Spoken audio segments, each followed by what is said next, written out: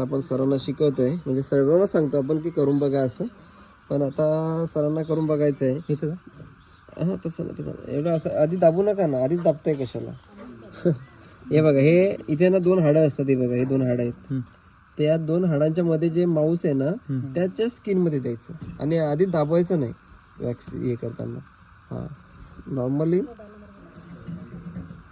दाबा थोडंसं. हां हां नाही अजून ते सुई तर टोचा, सुई पण नाही गेलेली. टोचा अजून, टोचा टोचा.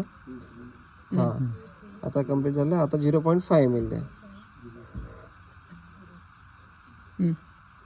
टोचा घ्या करा. आता मित्रांनो इथे बघताय त्या पद्धतीने असं पूर्ण असं फुगायला लागलं. घ्या अजून थोडं. 0.5 झालं पाहिजे.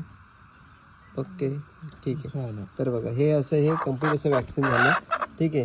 तर अशा पद्धतीने तुम्ही कुक्कुटपालनामध्ये R2 हे वॅक्सिनेशन करू शकता.